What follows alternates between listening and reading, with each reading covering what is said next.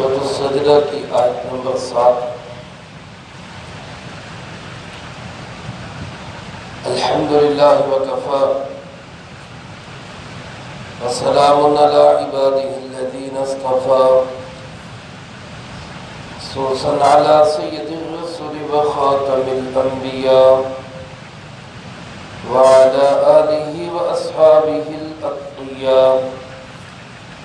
اما بعد فاعوذ باللہ من الشیطان الرجیم، بسم اللہ الرحمن الرحیم۔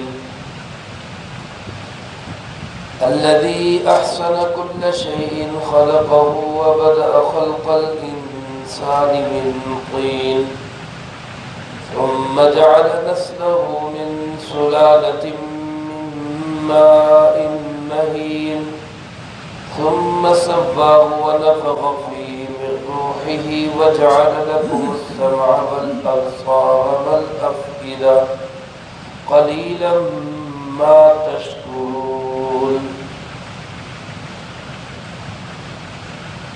الذي أحسن كل شيء خلقه، اللہ وہ ذات ہے جس نے خوبصورت کیا ہر چیز کی تخلیق کو۔ وبدأ خلق الانسان من طین، اور شروع ہوا انسان کا بنانا مٹی سے۔ ثم جعل نسله من سلالة من ماء مهين، پھر بنایا اس کی نسل کو ایک بوند سے جو حقیر پانی کی ہے۔ ثم سواه، پھر اس کو برابر کیا۔ ونفخ فيه من روحه، اور پھونک دیا اس میں اپنی روح کو۔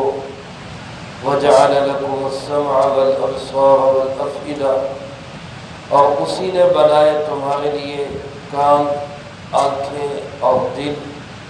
قلیلا ما تشکرون، بہت تھوڑے ہو تم جو شکر ادا کرتے ہو۔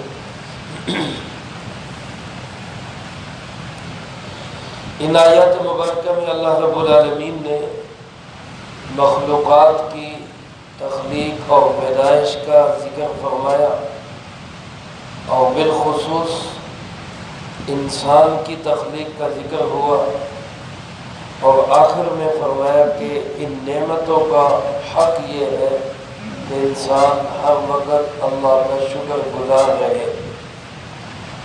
یہ ساری چیزیں میرے محترم دوستو اللہ رب العالمین کی قدرت کے شاہکار ہیں، اور یہ پتہ دیتی ہے کہ اللہ ایک ہے، اس کا کوئی ساجی اور شریک نہیں۔ اس جہان میں جو کچھ ہوا ہے وہ بھی اللہ ہی نے کیا ہے، جو ہو رہا ہے وہ بھی اللہ ہی کے حکم سے ہو رہا ہے، اور جو آئندہ ہوگا وہ بھی سب کس کے حکم سے ہوگا؟ اللہ کے حکم سے ہوگا۔ ان امور کو چلانے کے اندر، پوری کائنات کے نظام کو سنبھالنے کے اندر اللہ کا کوئی ساتھی، کوئی پارٹنر، کوئی شریک نہیں ہے۔ اسی کی دلیل کے طور پہ اللہ پاک نے ارشاد فرمایا، اللہ وہ ذات ہے احسن کل شیء خلق، کہ اس نے ہر چیز کی جو تخلیق ہے، ہر چیز کی پیدائش جو ہے اس کو بڑا ہی خوبصورت بنایا۔ دنیا کے اندر جتنی مخلوقات پیدا کی سب کس نے پیدا کی ہے؟ اللہ نے۔ اور ہر مخلوق کو جو چیز اس کی مناسب تھی اللہ نے اسی طرح بنائی ہے۔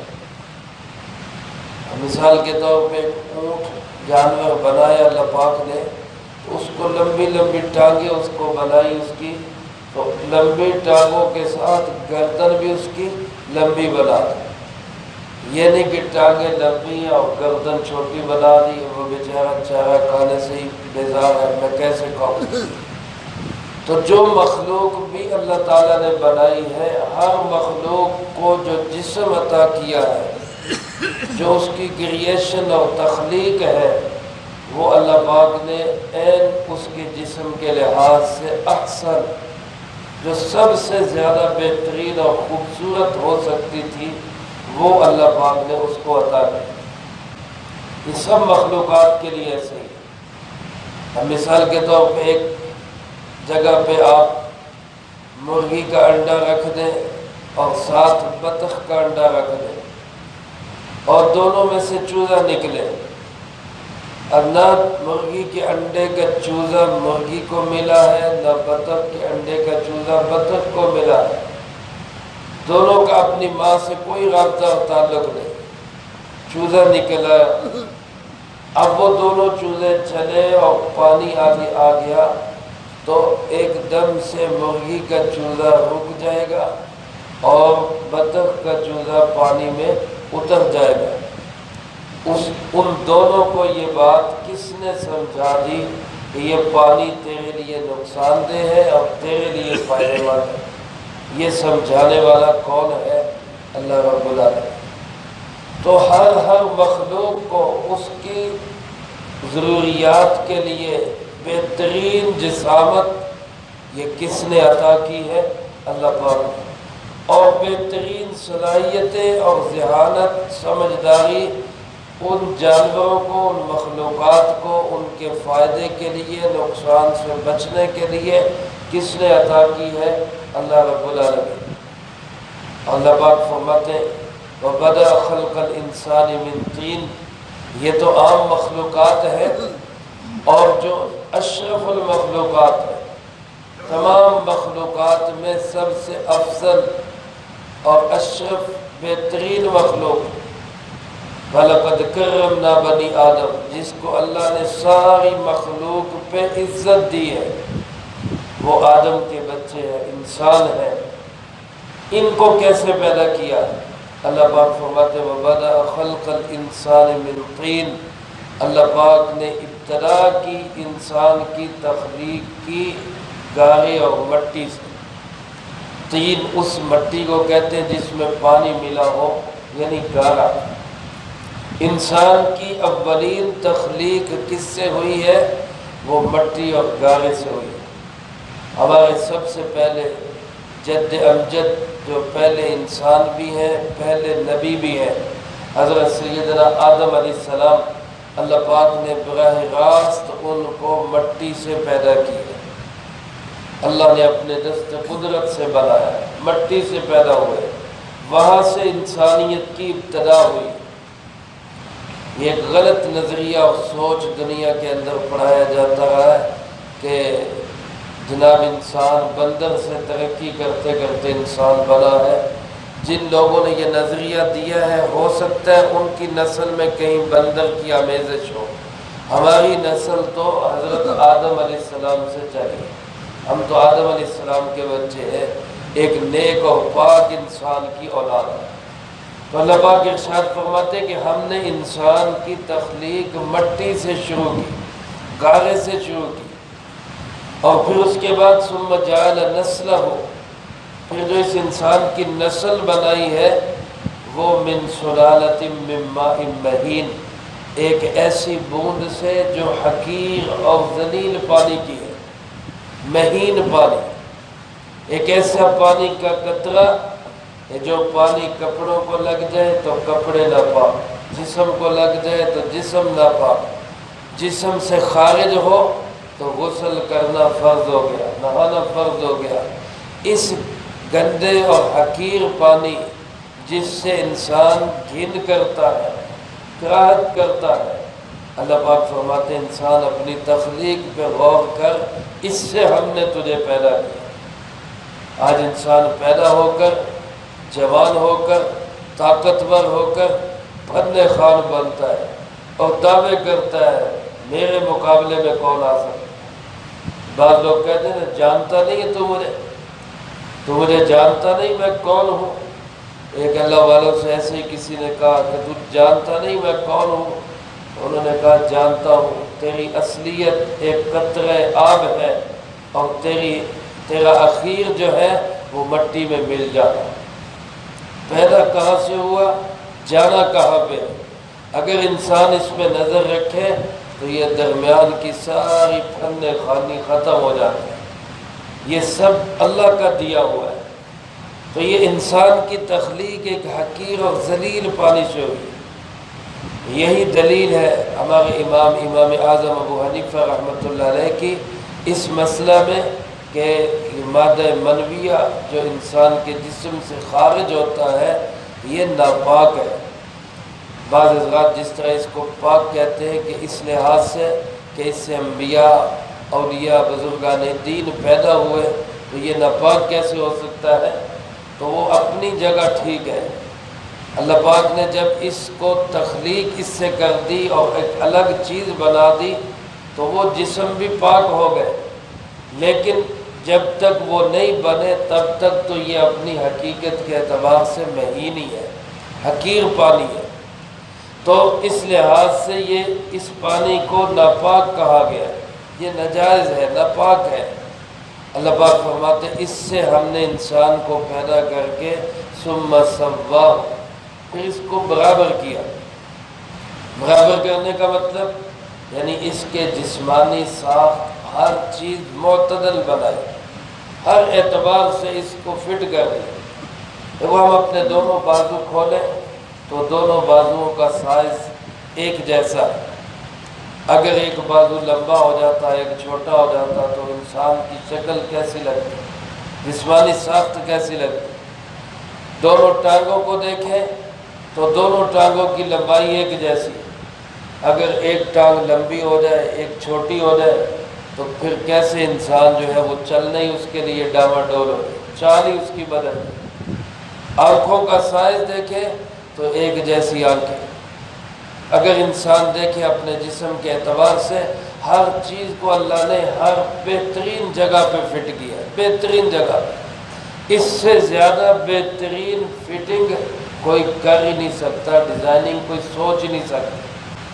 میرے محترم دوستو، ایک شخص نے سوال کیا ایک عالم دین سے، کہنے لگا جی قرآن کریم نے جہاں وضو کا حکم ارشاد فرمایا تو وہاں فرمایا کہ یا ایھا الذین آمنوا اذا قمتم الی الصلاۃ فاغسلوا وجوہکم، اے ایمان والو جب تم نماز کے لیے کھڑے ہو تو سب سے پہلے کیا کرو، اپنے چہروں کو دھو، سب سے پہلے اپنا چہرہ دھو۔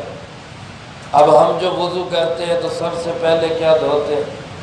ہم تو ہاتھ دھوتے ہیں، پھر کلی کرتے ہیں، پھر ناک میں پانی ڈالتے ہیں اور پھر چہرہ دھوتے ہیں۔ جبکہ قرآن کا حکم کیا ہے کہ فَاغْسِلُوا وُجُوهَكُمْ، پہلے چہرہ دھو، پھر ہاتھ دھو، پھر مسح کرو، پھر پاؤں دھو۔ تو وہ شخص غیر مسلم تھا، وہ کہنے لگا جی آپ کا تو اپنا ہی عمل قرآن پہ نہیں، آپ تو خود ہی قرآن پہ اور اللہ کے حکم پہ عمل نہیں کرتے۔ اب اس کو کہا جاتا کہ بھئی یہ حدیث میں آیا ہے تو یہ ایسا ہے ویسا ہے، تو وہ کہتا میں تو مانتا نہیں ہوں۔ تو انہوں نے بڑے اچھے خوبصورت انداز میں اس کو سمجھایا اور جواب دیا۔ فرمایا بھائی دیکھو، ہم ابتدا وضو کی چہرے سے ہی کرتے ہیں، وضو کی ابتدا ہم چہرے سے ہی کرتے ہیں، لیکن وضو کے لیے پانی کیسا ہونا چاہیے؟ ناپاک یا پاک ہونا چاہیے؟ پاک ہونا چاہیے۔ اور پانی پاک ہے اس کا پتہ کیسے چلے گا؟ جب ہمیں یہ پتہ ہوگا کہ پانی کا رنگ بھی ٹھیک ہے، پانی کا ذائقہ بھی ٹھیک ہے اور پانی کے اندر بدبو بھی کوئی نہیں، پھر سمجھا جائے گا کہ پانی پاک۔ اب اس کو چیک کرنے کے لیے اللہ پاک نے یہ 3 لیبارٹریاں ہمارے جسم میں فٹ کی ہیں۔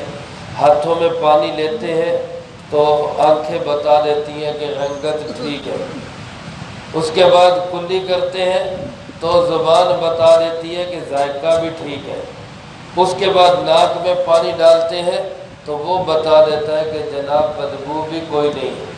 تو تینوں لیبارٹریوں نے جب پانی کو پاس کر دیا کہ یہ پاک ہے، اب وضو کی ابتدا ہو گئی ہے، کہاں سے؟ وہ منہ دھونے سے ہو گئی۔ تو یہ دیکھو میرے بھائیوں، یہ جسم کی کیسی اللہ نے ساخت بنائی کہ ہاتھ بھی سامنے، آنکھیں بھی وہیں پہ، ناک بھی وہیں پہ، منہ بھی وہیں پہ۔ اگر کوئی اللہ پاک اس کو ایسا کر دے کہ ناک سر کے پیچھے لگ جائے، چہرہ آنکھیں جو ہے سر کے اوپر لگ جائے، تو پھر بتاؤ ایک چیز کھانے کے لیے ہی یا دیکھنے کے لیے ہی ہمیں کتنی جو ہے وہ مشقت کرنی پڑتی۔ دیکھنے کے لیے سر نیچا کرتے، کھانے کے لیے سونگھنے کے لیے چیز کو پیچھے لے جاتے، کھانے کے لیے پھر چیز کو آگے لے آتے۔ تو اللہ نے کیسی بہترین تخلیق انسان کی کی۔ ہمارے ایک بزرگ فرماتے ہیں، دیکھو یہ ہاتھ جو ہے نا، ہاتھ، اس میں اللہ پاک نے یہ کونی کا جوڑ رکھا ہے۔ اگر یہ کونی کا جوڑ نہ ہوتا تو کھانا کھانا ہی مشکل ہو جاتا، کھانا کھانا ہی مشکل ہو جاتا۔ ایسے ہم لقمہ منہ کی طرف اٹھاتے، یہ جوڑ تو ہونا نہیں تھا، لقمہ کہاں جانا، سر سے بھی اوپر چلا جاتا۔ پھر بندہ تلاش کرنا پڑنا تھا کہ کوئی اور میرے منہ میں ڈالے، میں کسی اور کے منہ میں ڈالے۔ اللہ نے ایسا بہترین جوڑ رکھ دیا کہ ایسے ہاتھ کو لیتے ہیں تو سیدھا منہ تک آتا ہے۔ یہ اللہ رب العالمین کی بہترین تخلیق ہے۔ سبحان اللہ، قربان جائے اللہ پاک نے جسم کی ایک ایک چیز کو سب سے بہترین ڈیزائننگ کے اندر فٹ کیا۔ اس سے بہتر ڈیزائننگ کوئی دنیا میں سوچ ہی نہیں سکتا۔ اللہ پاک فرماتے جب انسان برابر ہو گیا، تیار ہو گیا اور اس کی جسمانی ساخت مکمل ہو گئی تو وَنَفَخَ فِيهِ مِن رُوحِهِ، پھر اللہ نے اس کے اندر اپنی روح کو پھونک دیا۔ روح کو اللہ نے اپنا اس لیے فرمایا کہ روح اللہ کا حکم ہے، کوئی ایسی نظر آنے والی چیز نہیں ہے۔ ایک اندر اللہ کا حکم چل رہا ہے، جب تک یہ حکم موجود ہے آنکھیں دیکھ رہی ہیں، اور یہ حکم نکل جاتا ہے آنکھیں موجود ہوتی ہیں لیکن دیکھ نہیں سکتی۔ جب تک یہ حکم موجود ہے کان سن رہے ہیں، زبان بول رہی ہے، جسمانی اعضاء کام کر رہے ہیں۔ جب یہ حکم نکل جاتا ہے، مردے سے کیا ہوتا ہے، روح نکل گئی، اس کے اعضاء تو نہیں چھینے جاتے، آنکھ وہیں پہ ہے، کان وہیں پہ ہے، دل دماغ وہیں پہ ہے، سارے ہاتھ پاؤں اعضاء وہیں پہ ہے، لیکن کام نہیں کر پا رہا۔ کیوں؟ کہ وہ اللہ کا امر چلا گیا، اللہ کا حکم نکل گیا۔ تو اللہ پاک فرماتے پھر ہم نے اس کے اندر اپنی روح ڈال دی، اپنا حکم اس میں بھر دیا۔ فرمایا وَجَعَلَ لَكُمُ السَّمْعَ وَالْأَبْصَارَ وَالْأَفْئِدَةَ، ہم نے تمہاری آنکھیں بنائی، تمہارے کان بنائے، تمہارا دل بنایا۔ آنکھیں کس نے عطا کی ہیں؟ اللہ رب العالمین۔ کان کس نے دیے؟ سننے کے لیے اللہ رب العالمین۔ یہاں پہلے ذکر کانوں کا ہے، پھر ذکر آنکھوں کا ہے۔ پہلے کانوں کا ذکر ہے، پھر آنکھوں کا ذکر ہے، اور اکثر قرآن کریم میں ایسا ہی ہے۔ اس سے علماء فرماتے اس وجہ سے کہ زیادہ تر علم جو انسان حاصل کرتا ہے وہ کانوں سے سن کے حاصل کرتا ہے، اور اس کے بعد تھوڑا علم ہے جو انسان دیکھ کے حاصل کرتا ہے۔ کتنی چیزیں ہیں جن کا علم آج ہمیں صرف کانوں سے سن کے ہوا ہے۔ جیسے مثال کے طور پہ امریکہ ہے، یہ ہم نے بہت سارے لوگوں نے دیکھا ہی نہیں کہ ہے کہ نہیں ہے، لیکن صرف سنا ہوا ہے کہ ہے۔ ایسے ہی بہت ساری معلومات ہماری ایسی ہیں جو ہم نے صرف کانوں سے سنی ہوتی ہے، آنکھوں سے دیکھی نہیں ہوتی، اور تھوڑی معلومات ایسی ہیں جو ہم نے آنکھوں سے دیکھی ہوئی ہیں۔ اللہ پاک نے جو زیادہ نعمت استعمال ہوتی ہے اس کا پہلے ذکر کیا۔ تمہارے کان بنائے، تمہاری آنکھیں بنائی، والافئدہ، تمہارا دل بنایا، دماغ بنایا۔ سوچو ان نعمتوں کا کیسے شکر ادا کرنا ہے۔ لیکن فرمایا قلیلا ما تشکرون، اللہ شکوہ کرتے ہوئے فرماتے ہیں بہت تھوڑے ہو تم جو شکر ادا کرتے ہو۔ بعض رات نے اس کا ترجمہ یوں کیا کہ تعداد تھوڑی ہے انسانوں کی، شکر گزار بندوں کی تعداد تھوڑی ہے۔ آج بھی آپ دیکھیں دنیا کے اندر 7 ارب کے قریب انسان ہیں، ان میں سے 1 ارب 1.25 ارب مسلمان، باقی سب غیر مسلم۔ اب 6 ارب پونے 6 ارب انسان، وہ جو اللہ کا نام لینے کے لیے تیار نہیں، وہ تو ناشکرے ہو گئے سارے، وہ سارے ناشکرے۔ پھر اس کے بعد جو 1 ارب 1.25 ارب انسان ہیں، ان میں سے کتنے جو روزانہ اللہ کا شکر ادا کرتے ہیں، ان نعمتوں کو سوچتے ہیں اور اس پہ اللہ کا شکر ادا کرتے ہیں، وہ کتنے ہیں۔ اور ایک ترجمہ اس کا یہ بھی ہے کہ تم جو شکر ادا کرتے ہو وہ بھی بہت تھوڑا شکر ادا کرتے ہو۔ اب میں آپ خود سوچ لیں، اگر اللہ نے ہمیں ایمان والے بندے بنایا ہے تو ہم اس نعمت پہ ہی اللہ کا کتنا شکر ادا کریں۔ حضرت داؤد علیہ السلام نے عرض کیا کہ اے اللہ میں تیرا شکر ادا کر ہی نہیں سکتا۔ اللہ پاک نے پوچھا وہ کیسے؟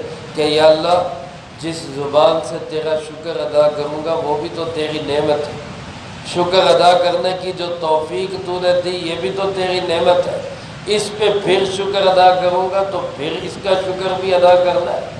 تو یہ ایک تسلسل ہے جو تیرا حق ادا کر ہی نہیں سکتا۔